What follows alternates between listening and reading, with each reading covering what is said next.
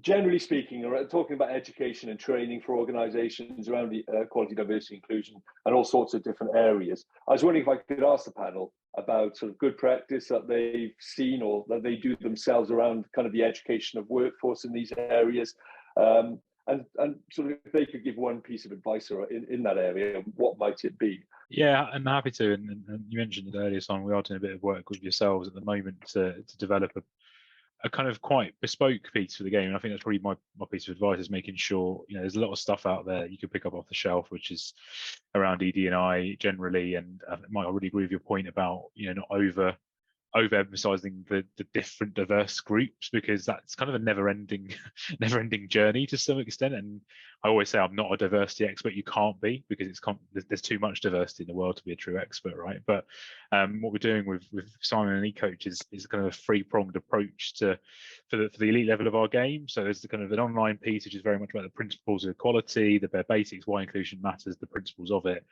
The second phase is going to be an in-person club by club session to look at what the local issues are within those environments and start to bring those to the surface and start to think about what solutions to them are and what the actions can be going forward. And the final bit is going to be a set of webinars which ultimately look at the tools that you can apply with no sense of directions. It's hard to kind of say this is the one that's going to work, right? And I think that's a kind of a step to avoid going forward in terms of, I always say, like, here's a toolbox, here's how this tool works, how this tool could work, but ultimately the choice needs to be on the group leading the charge and doing the work and the culture in which they represent. So there's a piece there, and if I may, there's another piece of work we've been doing separately, which is, it's called active bystander training, which is probably a bit more commonplace in our world, but ultimately what we're trying to do is get, and this is for the entire game of rugby as a whole in England, it's to go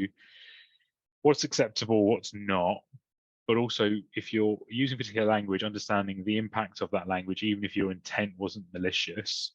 And the final piece of this training is to look specifically at if you're at the wrong end of discrimination in any form, be it a microaggression or an overt piece of discrimination, how you can call it out in various ways and build the confidence to do so, but also how people who are witnessing it around you should be doing so as well. So kind of trying to build a culture of not just reporting, but nipping stuff in the bud at the point it happens and making sure it doesn't become a festering thing within an environment or a culture. Yeah, thanks, Jatin.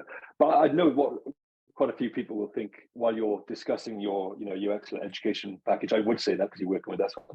But they might say, well, the RFU are quite a large organisation, and we have many sports in here who maybe don't quite have the budgets you have, and I'm sure you'd like bigger budgets. Everyone does, do more. But I was wondering if there's any advice for the smaller sports when it comes to, because tailoring of training programs can be quite expensive, can take a lot of time and expertise and understanding, knowledge and confidence, and maybe within a smaller sport, maybe the equality person is also in charge of volunteering and safeguarding and has a range of different roles within that sport too. So just wondering if either you, Jatin, or anyone else has any advice on how you can roll out really great training programs around EDI, but maybe with fairly limited time and budget.